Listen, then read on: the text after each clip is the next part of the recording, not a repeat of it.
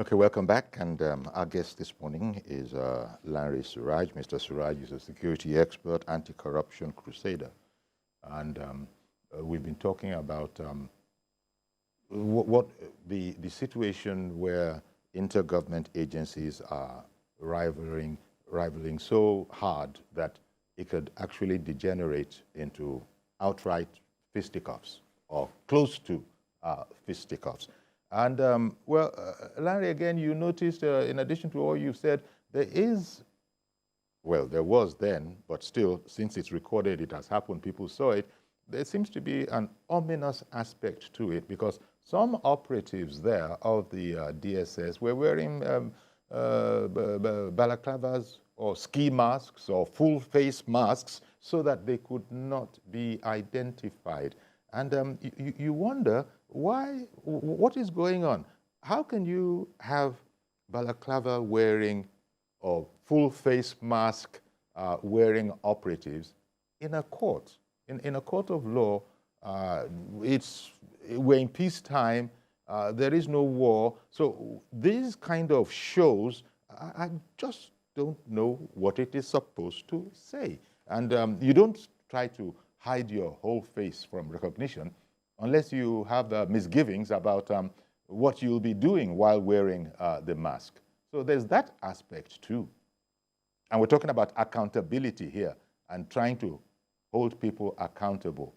So it really is a very complex thing. And then, as you pointed out earlier, as we speak, there hasn't been an official statement, never mind official, any kind of statement to my recollection, or any kind of reference to the event one way or the other.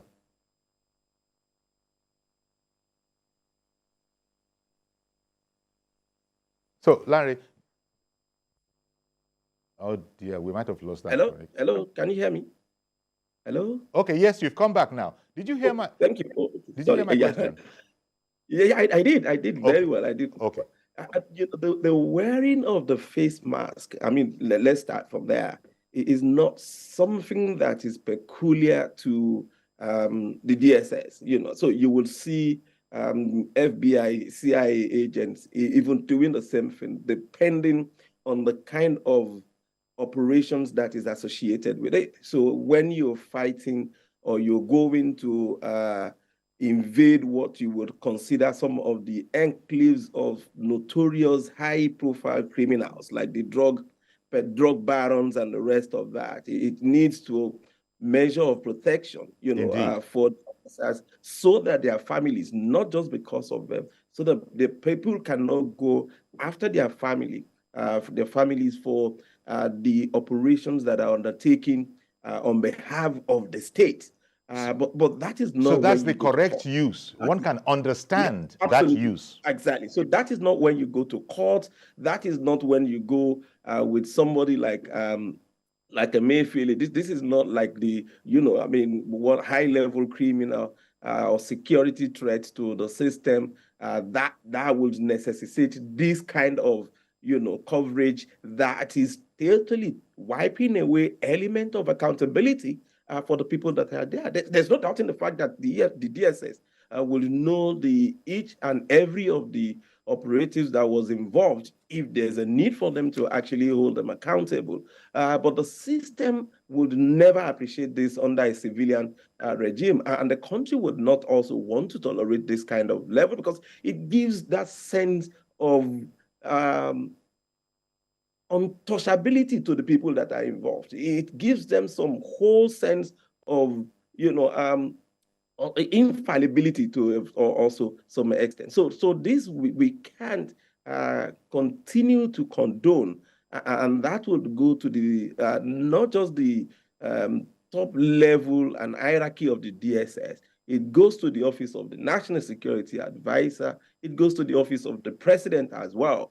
To make the DSS understand we're under a civilian regime. And when there's a need for this level of action, I think it is important that people are ready to give account of their activities. But I would, without actually in holding any brief, and I must say, holding any brief, for the DSS because this is highly condemnable. There's no doubt about it. Okay. We, as citizens, must also be extremely careful not to create situations and give justification for some of the things. So we don't want a situation where, because a suspect is taken to court, people then devise the means of either invading the court without allowing also the court to take, the appropriate full control of the situation, or some threat of the likelihood of freeing the suspect from custody of the law enforcement agencies. So these are very critical when we start creating some measure of impression using the media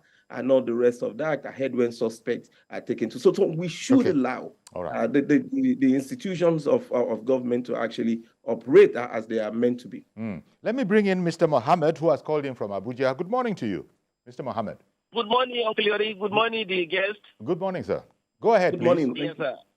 Yeah, in as much as what happened in Ikoyi High Court is not something good to write about, but so I just read an article now written by somebody. It's on the media now. Assuming you have this line has WhatsApp, I would have sent it to you. The problem there is the two agencies refuse to agree by themselves. The DSS have a warrant secured from another high court based on the offenses Mr. Emefiele have. Because if you remember, they just charge him on arms and ammunition only. The other charges of terrorism, they did not charge him there. That's why they came with their warrant of arrest from another high court of the same jurisdiction of that of Ikoyi High Court. That is why, because they preempt that maybe Ikoyi High Court may give Emefiele a bail. That is why they now come with ready. They even show it to the correctional service officers that they are Oga. He refused to abide by it. They say that he must implement the judgment passed by this High Court judge now. That is what causes the problem. Assuming they agreed, all is suspect. DSS and correctionals, they are federal government agencies.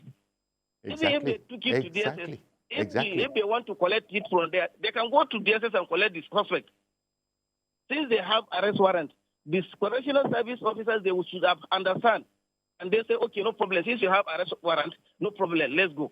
Yeah. And it would have solved the matter. All this fracas would not have happened. Indeed. Well, thank you very much, Mr. Mohammed. But I think as Lanre Suraj was hinting at there, one would expect that intergovernment agencies would somehow have a way of coordinating their efforts. After all, they're all on the same side, I would take a guess, and most right-thinking members of society would also assume that whether DSS, whether the correctional services, all of these people are all on the same side of the law, of upholding the law. And so that's where it gets scary, when balaclava-wearing people are interfering to the ordinary person. That's what it looks like. But you've just explained that some people have been analytical and have been seeing that, look, they're actually moving with, some instrument that purportedly would have justified their action. Lanre, what would be your thought on that line of reasoning?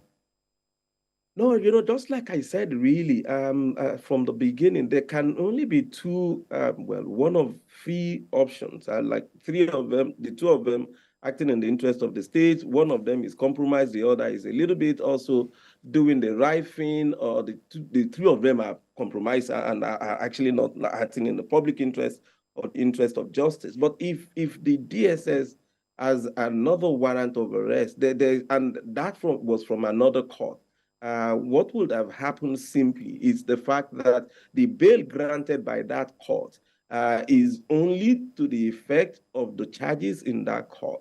And if there's a need to still have the suspect in custody based on the warrant from another court, except that original warrant was discharged and bail granted from the other court, the suspect is still not yet free to actually either enjoy that bail. And so the correctional service cannot insist on a bail that is also superseded by another warrant of arrest, which has been granted to DSS. So if there are still charges to be answered, and that was why I said it from the beginning, that I think the correctional service will also act differently. I wouldn't want to in any way take it for granted that the correctional service having a suspect like Emefiele in the prison is almost like a pot of soup of people that would be in the prison. So for me, I think we must understand where people and also institutions are operating from